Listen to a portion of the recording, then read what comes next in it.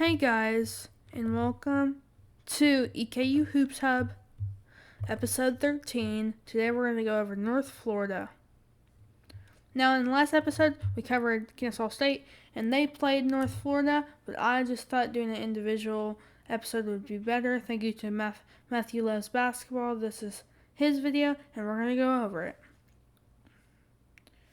So, to jump into the highlights, at the time, Florida was ranked 20th in the nation. And they have a lot of good centers, offensively, defensively. They can shoot a lot of threes. Something that definitely North Florida has some problems with is their post-up defense. They just have trouble with keeping the other guy behind them.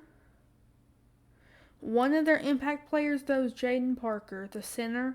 He's really good, and he has a lot of verticality that he can use in his vertical game. So he carries the load for them most of the time.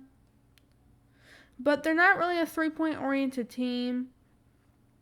They're one of the four teams that aren't really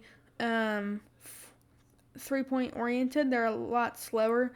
They're like Lipscomb's, Central Arkansas,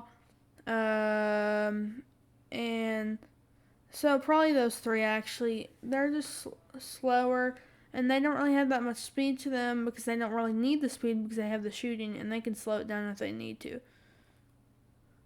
But as we get in, I mean, you can see they were playing okay. But Jaden Parker, I said, he's a great player that they use a lot in a lot of pick and rolls, and he has a lot of athleticism that they can use. Also, their 3-pointers are a little bit under 2. Like, they have the talent to shoot threes, but they won't shoot them as much. And they can shoot over contact, as you can see right there. They can shoot over contact. Now they're kind of young, but they're also kind of old, so they're kind of in the middle. They're set up for success later down the road, but they also can win now. I just don't think. Well, they're more on the youth side than older, but they have a couple of veteran guys that they can use. We'll go in depth on the roster after this video, but as you can see, like Florida is obviously overmatched versus North Florida is obviously overmatched, and you can see in the score, it's 85-51, and you know the game's over. So I just think for North Florida, it's just getting back your guys, Jaden Parker, some of your guards, getting those guys back are really useful because you know Jaden's going to have to carry the load for you next year. Now, he did a lot of that last year, but he needs to do a little bit more to help them on both sides of the ball. And just, in general, just get that done because they need it, and they need as much help as they can get. Obviously, going down probably at the end of the ASUN table, you're looking at just trying to get competitive again because even in ASUN play, they weren't that competitive. And there are 3 keys that I would take away from this is their post-up defense, keeping the guy behind them, keeping the guy in front of him, their 3-point shooting, just shoot more of them, and their wing defense around the arc. They, definitely in the corners, they just kind of force to the big because that's how they play offense. And I've said this many times before. The way you play offense is the way you play defense. You expect your team, you expect every other team to play how you play. But sometimes that happens, but most of the time it doesn't. So, yeah. So let's dive in depth to the roster because I'm going to go over this with you all. We're going to go over with North Florida, as I said. And, yeah, so their basketball is really good.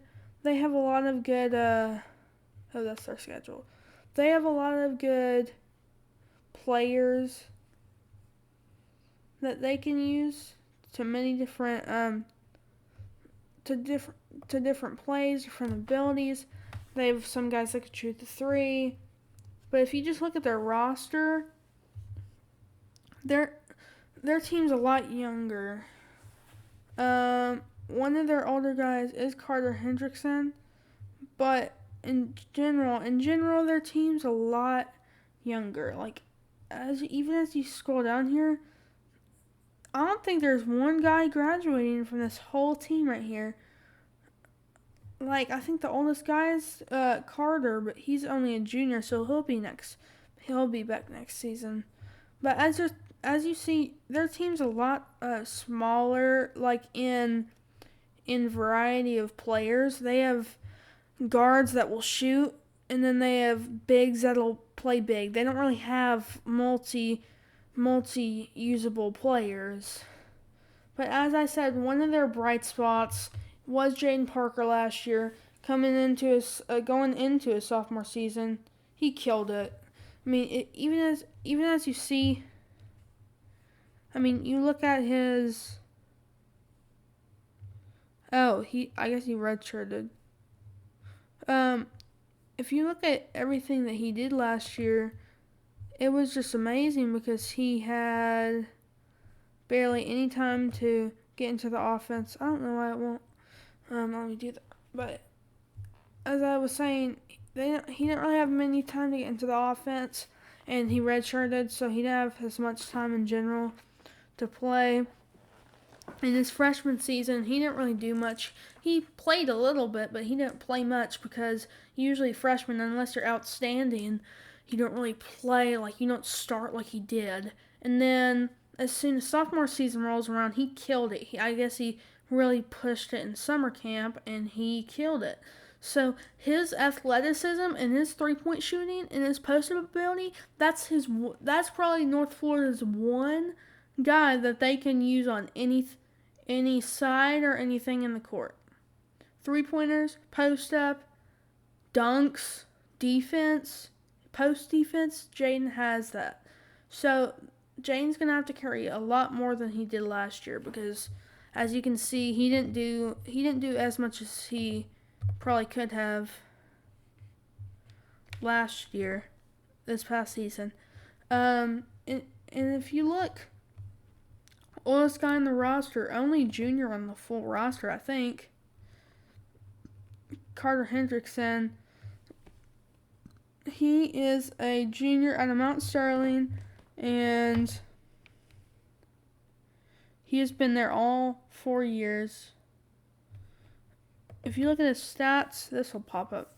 27 versus Jacksonville State, 36 minutes versus Jacksonville State. He's a really good three-point shooter, and they can use him in multiple ways. He's more of a three-point shooter than anything else, but he can post up a little bit too. So he has multiple abilities that he can use to his game to help the team. So I think North Florida coming into next season will be a little bit better. I don't think they'll boost, but I think they'll be a little bit better. Definitely if they get a little bit more help in the in recruiting, they'll definitely. And even as you see their schedule, like it wasn't easy at all. I mean, they went 11-20, but they also played Texas Tech. They had Texas A&M, Grand Canyon, Arizona State, number 2 UCLA. They played Kentucky. Like their schedule's not easy, and I'm not trying to give them like a ton of positives, but like they had a super hard schedule until they got into conference play. They were playing almost like every good team that they could possibly play. Like even they had a lot of good teams, like Florida, right? They had Florida, they had Kentucky, which obviously Kentucky and UCLA, 2 blue bloods in one schedule. Texas Tech, really good team. But I really think that next year Carter's going to have to play a little bit better just to help with, he's their only real veteran on the roster. So he's going to have to really carry next year with Jaden. But that's my take on that's my take on North Florida, and I will see you guys in the next one.